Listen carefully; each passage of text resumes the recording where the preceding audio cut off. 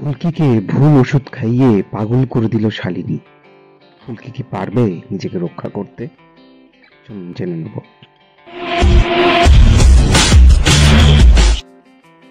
জি বাংলার জনপ্রিয় ধারাবাহিক ফুলকি ধারাবাহিকের পর্বে দেখা যাচ্ছে এবার বদলা নিচ্ছে শালিনী। কি করতে চলেছে সে?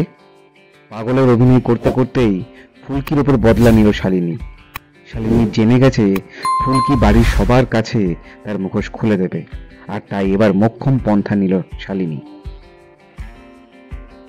দেখা যাবে শালিনীকে দেখানোর জন্য ডাক্তার নিয়ে এসেছে ফুলকি, কারণ সে বুঝে গেছে শালিনী ম্যাডাম নাটক করছেন।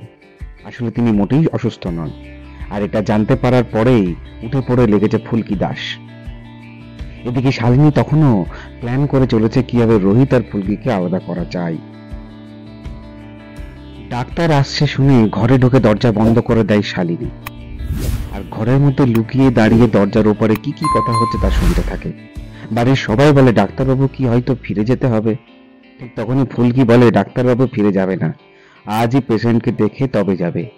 এই বলে ঘরের পাইপ বেয়ে শালিনী যে ঘরে আছে সেই ঘরে পৌঁছে যায় ফুলকি, আর সেই ঘরে গিয়ে ভিতর থেকে দরজা খুলে দেয়।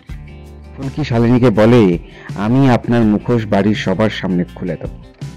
ডাক্তার চেক আপ করে যাওয়ার পর ফুলকির ভিটামিনের ওষুধের শিশিতে বদলে দেয় ওষুধ, বদলে রাখে পাগলের ওষুধ। উদ্দেশ্য ফুলকিকে পাগল করা।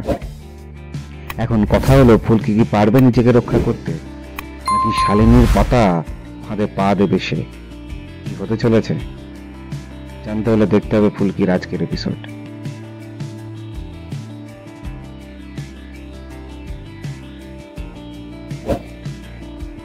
বাংলা ধারাবাহিকের সমস্ত রকম আপডেট পেতে আমাদের এই চ্যানেলটি শেয়ার করুন, লাইক করুন এবং সাবস্ক্রাইব করুন।